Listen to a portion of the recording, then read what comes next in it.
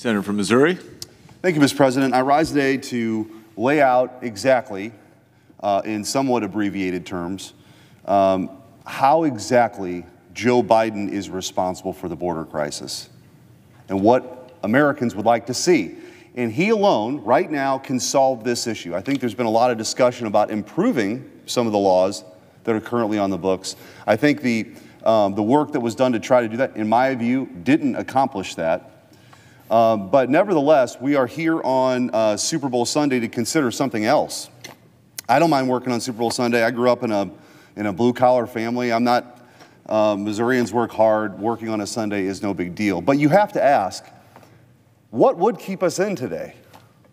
What would Chuck Schumer push, which, by the way, was the worst. If he's a poker player, it was like the worst tell of all time. Everybody knew he was going to try to jam us right before a 2-week break. I've only been here a year, and I know that. It was coming.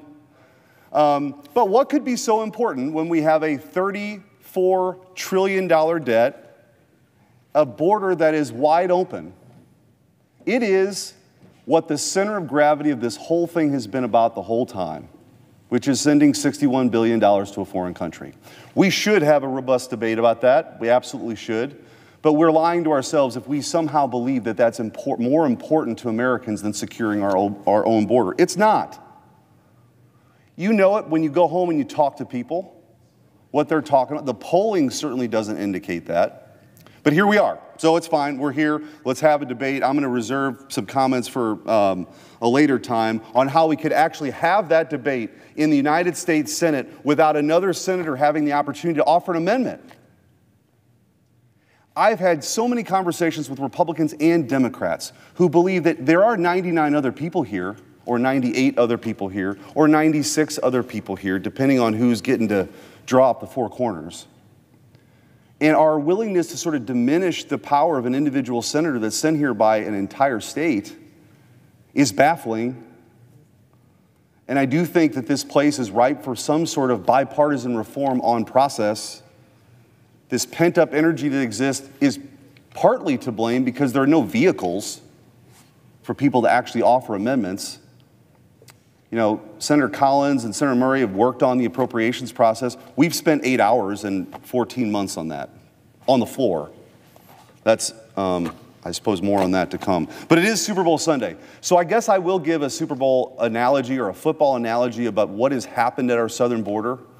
I wish I'd have been smart enough to think of having like a John Madden board here with the offensive and defensive lines lined up about what the play that Joe Biden drew up in early 2021, but it goes something like this. We had the best defense that football had seen in 45 years. The lowest level of illegal immigration in 45 years. So what defense does Joe Biden put on the field when he comes into office? He doesn't. He takes the defense off the field. 9 million illegal immigrants later, we're at where we're at. And we're having this discussion again about foreign aid when Joe Biden has failed to secure our own border. It's not by accident. This didn't just happen. From day one, whether it was just simply a reflexive desire to undo everything that was Trump, or a true open borders agenda written by a bunch of liberals on a white paper that somehow got into these positions of power, I think everyone can honestly agree that what's happening is not in the best interest of the Americans that we represent. So I suppose let's run through the anatomy of this border crisis and a kind of a tale of the tape. From day one, all of those effective policies that were working, by the way, under existing law. So we had that 45-year low under current law. There is no legal deficiency right now. There's no deficiency in the law that would prevent Joe Biden from securing the border today. There isn't. Objectively, there isn't. Are there improvements that could be made? Sure. We ought to debate that. But I guess what happened yesterday was if you somehow don't support what this was, you have forfeited, whatever the compromise was that was rejected, that as a senator, you don't have the right to offer an amendment to try to fix a bill? I think that's a dangerous road to go down. But here's a small sampling. On January 20th, 2021, Joe Biden terminated, on day one, terminated the national emergency at the southwestern border, halting the construction of the border wall. In fact, we found out in the Armed Services Committee that he was paying contractors $140,000 a day to not build the wall. And in one instance, with some materials that were put up for auction, over $4 million worth of materials were sold for just over $100,000. I mean, I think if people that we represent actually, if you talk to them and told them this, no one would agree that that makes any sense for taxpayers, regardless of what your position is. But because of this, again, this reflexive desire to undo everything that was Trump, taxpayers take a bath, our borders wide open. Same day, Joe Biden reverses a Trump-era executive order that, and several proclamations that put restrictions on immigration from countries associated with terrorism. Same day, January 20th, 2021, Joe Biden announces a 100-day moratorium on deportations and immigration enforcement. Forever, among Republican and Democrat administrations, essentially our border policy, our immigration policy was, if you come here illegally, you're detained or deported, unless there's some reason like you're claiming asylum. 9 out of 10 of them, roughly, are deemed bogus. But that had been the policy of the United States of America. No longer. Same day, January 20th, 2021, Joe Biden revoked a Trump-era executive order that directed the federal government to employ all lawful means to enforce the immigration laws of the United States. That was the Executive Order 1376-8. And that was just the first day. In February 2021, the Biden administration stopped applying Title 42 expulsions to children at the border.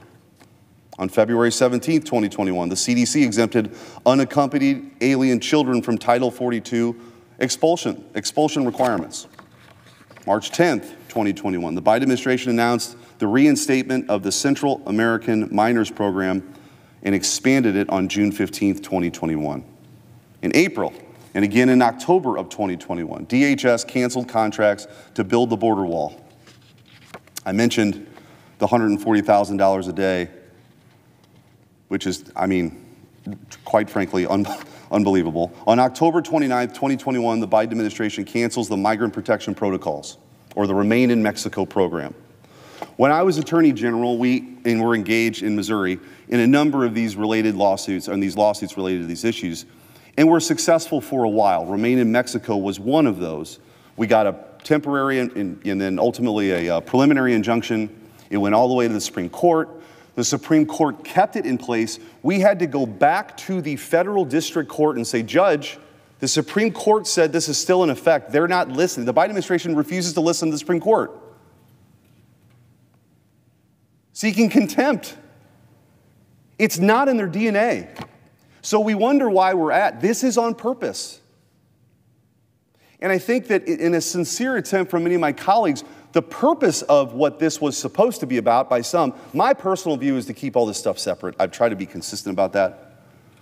But the idea was, obviously the Ukraine money is very, very important to a lot of people here.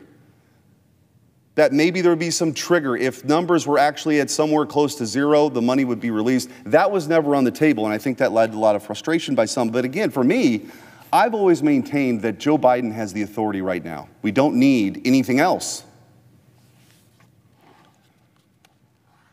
April 1st, 2022, the Biden administration announced that they intend to end Title 42 and stop expulsions under that program and stop the use of Title 42 ultimately in May of 2023. Title 42 was perhaps the most effective in sort of turning people away and as far as the numbers go, but they were, very early on committed to undoing that. September 9th, 2022, the Biden administration reverses the Trump-era public charge rule. On December 13th, 2022, the Biden administration sued the state of Arizona to force them to remove the shipping containers that were placed to close the gaps in the border wall. January 6, 2023, the Biden administration began abusing statutory statutorily authorized parole authority. Again, border wall, remain in Mexico, parole authority. If you just did those two things and didn't, or three things, and you didn't actually reinstate all of the executive orders from President Trump, you could solve this by and large. These paroles are supposed to be that what the paroling authority is case by case. This is individualized adjudication. It is not because you're from a particular country or some category. Enforce current law. That's where the frustration lies. And so that included immigrants from Colombia, El Salvador, Guatemala, and Honduras. Millions of people. January 3rd, 2024, the Biden administration sued the state of Texas for enforcing a recently enacted Texas state law that allowed Texas judges and magistrates to order illegal immigrants to return to the foreign nation from which they came, or from where they entered, I should say. That's what you need to know about this debate. Joe Biden literally in his administration was suing Texas for trying to enforce the laws they refused to enforce. And perhaps I would say, if you wanted to understand maybe and encapsulate the most ridiculous or outrageous effort to undo something that existed under President Trump, there was something called Operation Talon. Operation Talon was created to deport previously convicted sex offenders from other countries. Now, I understand we live in a divided age in partisan politics. I would think that we could all agree that we should deport previously convicted sex offenders seeking to come here illegally. That was off the table. That's too much.